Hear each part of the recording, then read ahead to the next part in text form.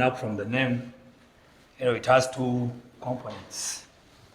The first component, the vestibular part, responsible for equilibrium and balancing of our own body, and the cochlear component is responsible for, auditory pathway, or responsible for hearing.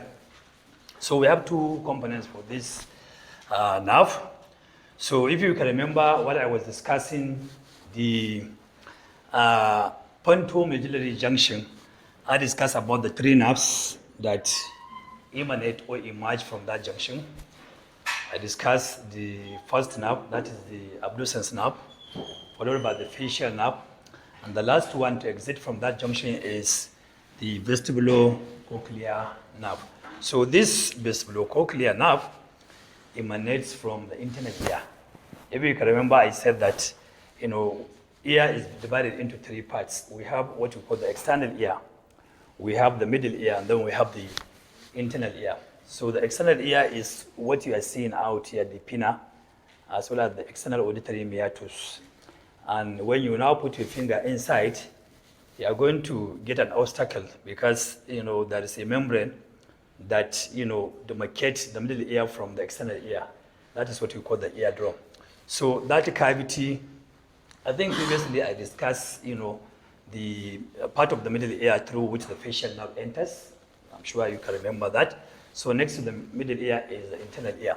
So in the internal ear, there are, what we call the vestibular apparatus and cochlear apparatus. These are two components that give rise to the vestibulocochlear nerve. So the vestibular apparatus include 3 or 4 things. That's what we call semicircular canals. These are the canals here. These semicircular canals, they are expanded at their own ends, and they are attached to the utricle of, the vestibular apparatus. These expanded ends of the semicircular canals, they are lying on top of the utricle of the entire, part of the vestibular apparatus.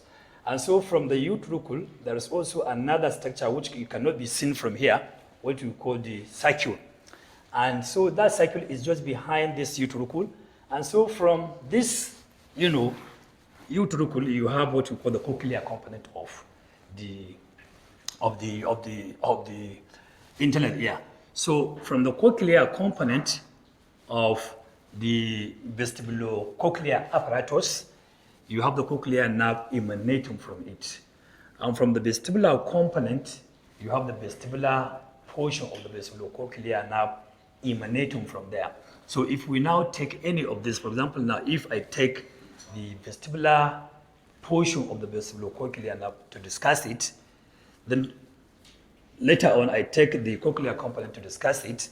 So the vestibular component, the fibers of this vestibular component get origin from these semicircular canals.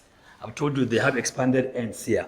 So these expanded ends of these 3 sets of semicircular canals are called ampulla. So you have all the ampullae of these 3 semicircular canals. From there you have fibers of this vestibular component emanating. And so also fibers also emanate from this utricle and from the circle that you cannot see from this diagram. It's at the back of this. So from these 3 places of the vestibular apparatus, you have these fibers of the vestibular portion getting origin from there.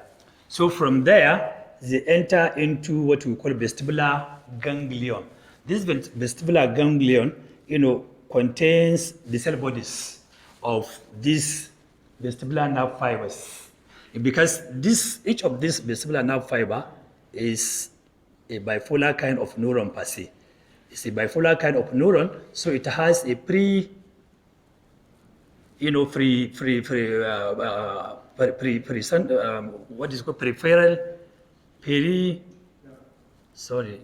peripheral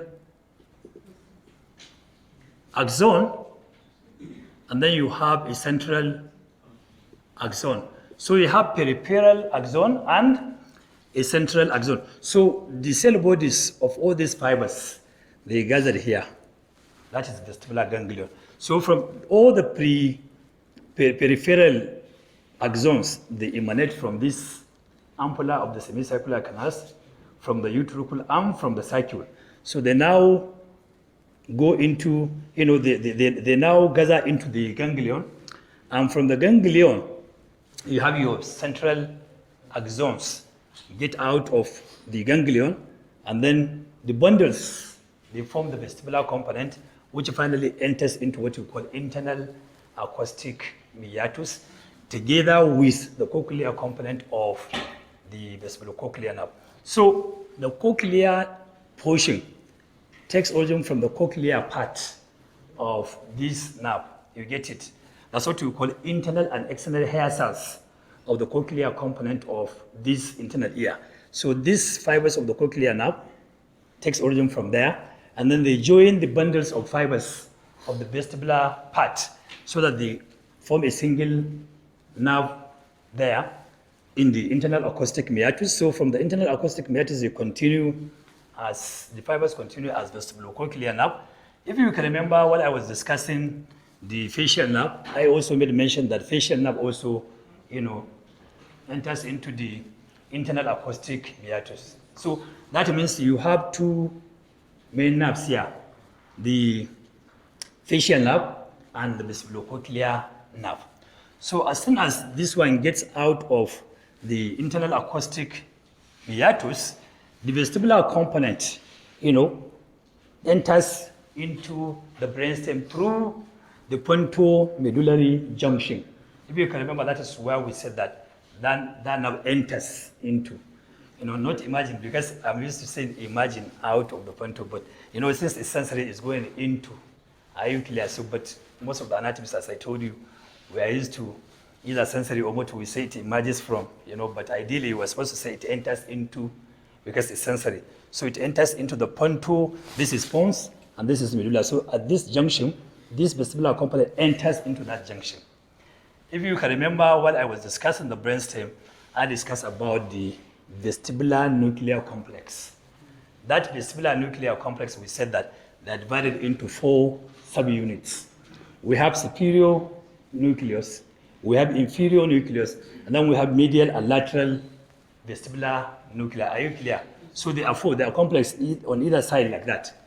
So if you can remember, I also said that part of this nuclear complex is in the pons, while part of it is in the upper medulla.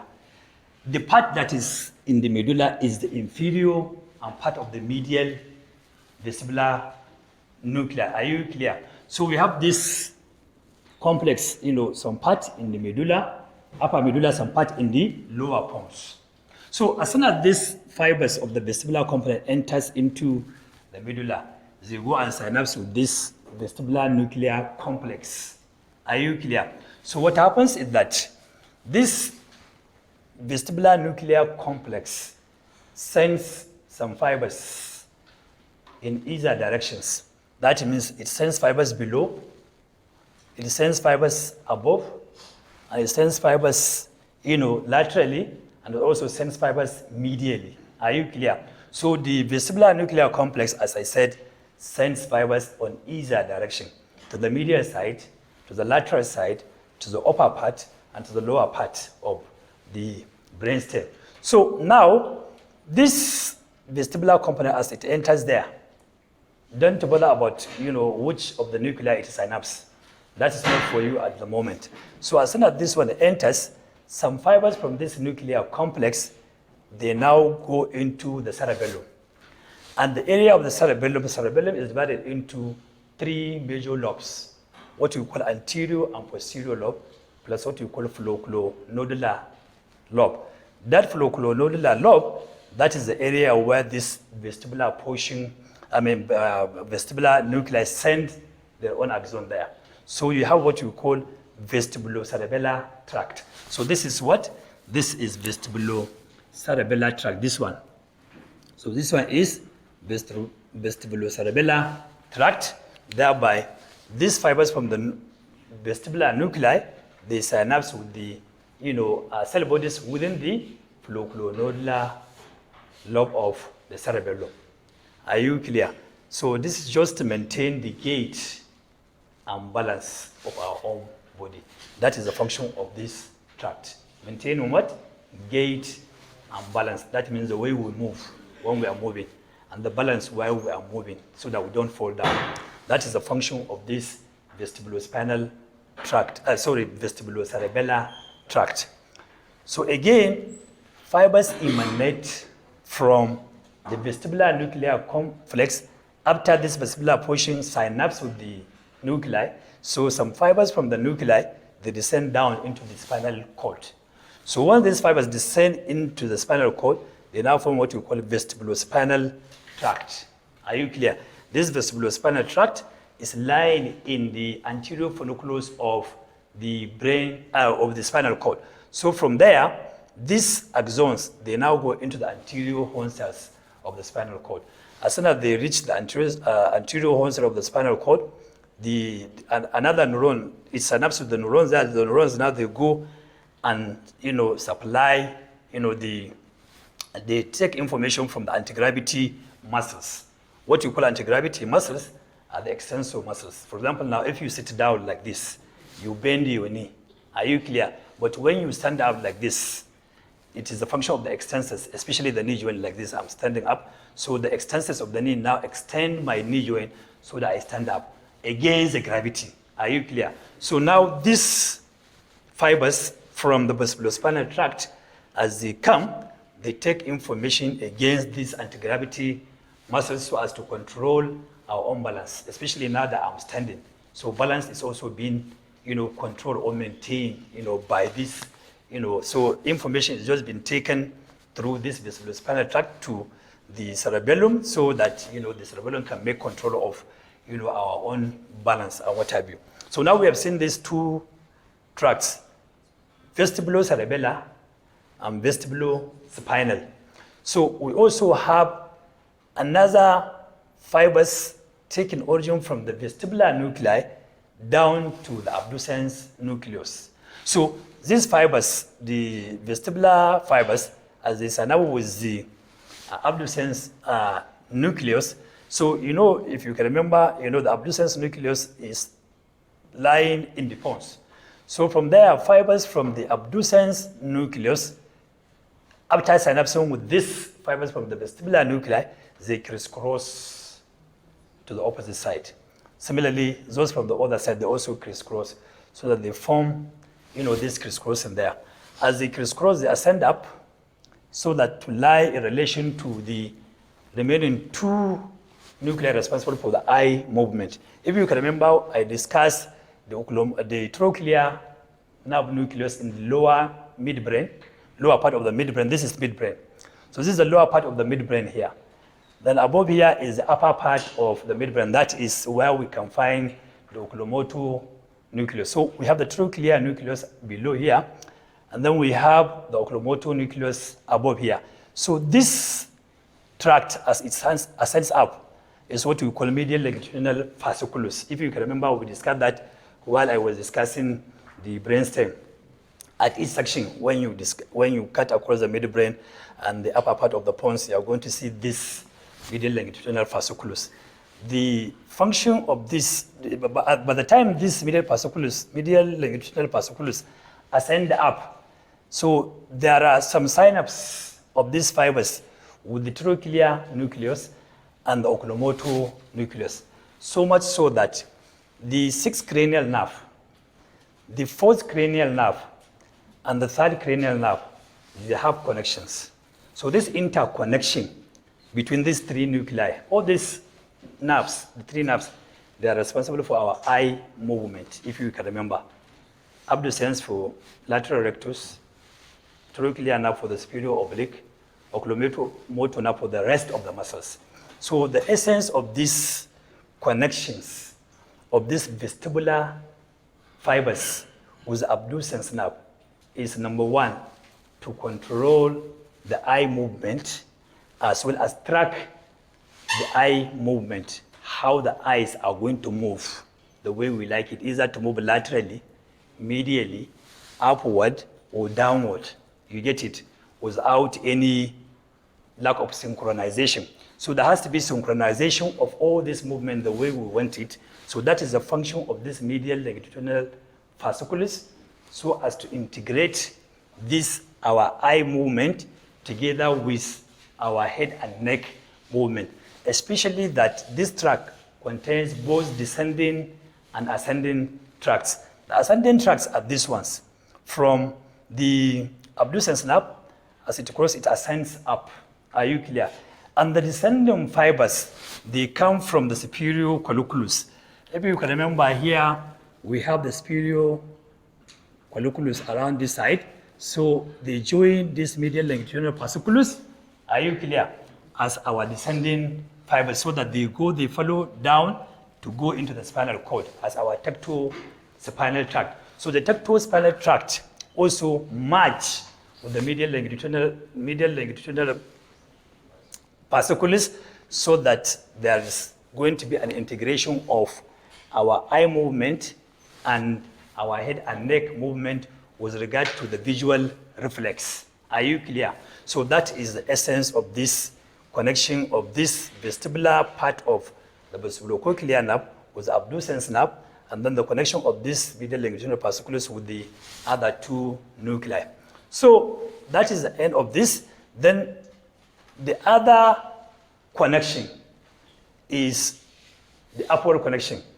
This vestibular portion, as it synapses with the vestibular nuclear complex, some fibers ascend up through the pons and midbrain, and they get out of the brainstem to go into the thalamus, to the area what we call ventro-posteromedial nucleus. Are you clear? So this one also is for the regulation of our, balance and equilibrium. So it's supposed to say that this vestibular component of the vestibulocochlear nerve has four connections. One, through the vestibulospinal tract. Secondly, through the vestibulocerebellar tract.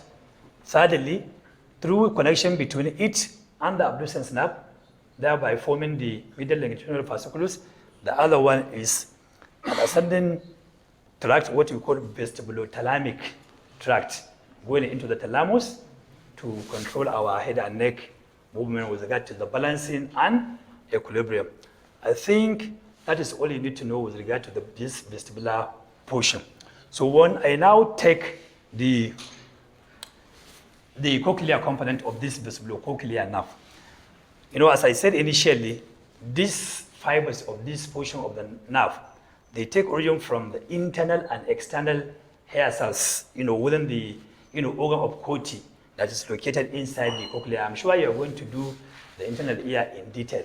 So that's what we call organ of Corti that is lying within the cochlear part of the cochlear apparatus. So from there, fibers take origin from there, and then they form a bundle, and then the bundle of the fibers, they enter into the internal acoustic meatus so that they join, the vestibular component. So from there now, the fibers exit out of the internal acoustic meatus. They reach into the pontomedullary junction together with that vestibular component. As they go there, they go to the pons, junction between the pons and the medulla, where we are going to have the, what you call inferior cerebellar peduncle, if you can remember, connecting the medulla with the cerebellum, but some portion of it comes into the lower part of the pons. And so one of the nuclei of this cochlear portion lies anterior to the inferior cerebellar peduncle, the other one lies posterior to it. So I just drew these two nuclei without drawing the peduncle there. So as this cochlear portion now reaches into the lower part of the pons and upper part of the medulla, this meets these two nuclei. So by the time this cochlear now meets these two nuclei, it synapses with these two nuclei, both ventral and the dorsal. And from there, other neurons, the second order neurons crisscross to the opposite side. Are you clear? So also from this side, they crisscross so that they form what we call the trapezoid body at the pons. Are you clear? So this is what? This is our trapezoid body. If you can remember, while I was discussing the pons, I made a mention about the superior olivary nuclear complex. This superior olivary nuclear complex is a scattered kind of neuron that is scattered in between the fibers of this cochlear nerve that form the trapezoid body. So I drew this, the superior nuclear complex as I think is supposed to be around this side here. So they are scattered around this side so that there is also a synapse. There is a synapse between these fibers as they crisscross. Some of this, as the fibers now from this side, if this is the right side, this is the left side. So these fibers from the trapezoid body, they synapse with the spiro, some portion of the spiro, some nuclei of the superior olivary nuclear complex on either side. And from the superior olivary nuclear complex, fibers ascend up to form what you call lateral lemniscus. You can remember that. So after the formation of the lateral lemniscus, there is also a nucleus again, which I didn't discuss with you, but I don't think it's relevant. Whether you remember or you don't remember, I think it's all the same. That's what we call lateral lemniscus nucleus. So fibers from the superior olivary nuclear complex, they ascend up as lateral lemniscus, and as the bundle of fibers ascend as lateral lemniscus, they enter into the lateral lemniscus nucleus. So from the nucleus, they ascend up until this lemniscus reaches the inferior colliculus and the lower part of the midbrain, the back part of the midbrain. So from the inferior colliculus, fibers, from the inferior colliculus, they diverge to form what we call inferior brachium. So from the inferior brachium, these fibers, this cochlear component follows the inferior brachium until they now reach, what we call the medial geniculate body, which is this one. So from the medial geniculate body, fibers from there, they now go into the auditory cortex in the temporal lobe, where the auditory center is located. That is area 41 and 42. So 41 and 42. So that is the final stage of final destination of this cochlear complex. So as I was saying, from the cochlear component, fibers enter the internal acoustic meatus. From there, they reach the pontomedullary junction. From there, they synapse with the dorsal and ventral nuclei of the cochlea. From there, fibers they crisscross to the opposite side. They form the trapezoid body. As soon as this trapezoid body is formed, fibers from the opposite side, each of the opposite side, ascend up as lateral lemniscus, and this lateral lemniscus each one enters into the superior olivary complex of that side, and then ascend up until it reaches the lateral lemniscus nucleus. From there, the lateral lemniscus now reaches the inferior colliculus of the same side. From there, it passes through the inferior brachium. From the inferior brachium now reaches the medial geniculate body. From there, it now goes into the auditory cortex. So if you are asked to describe the auditory pathway, that is the way to describe it. Are you clear? Yes. So once you have a lesion of either of these nerves, that means you are going to have problem with balancing of your own body. Also, problem with gait as you are moving. You may be shaking. You may also have problem with hearing. And then you will also going to have abnormal, exaggeration of the noise or sound, what we call tinnitus. You get it. And then you may also have dizziness as a result of this, vestibular complex, vestibular portion. So you will see the environment is just turning, what we call vertigo. So you will see as if the whole environment is turned around, because now there is nothing like balancing. You get my point? And all this, your muscle of the eyes, because of this connection of this medial longitudinal fasciculus is no longer there. So the eye movement is not going to be controlled when you want to gaze. So there is oscillation of this eyeballs. Are you clear? What we call nystagmus.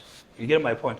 All these are kind of problems one will have when there is problem with this or lesion with this vestibulocochlear nerve,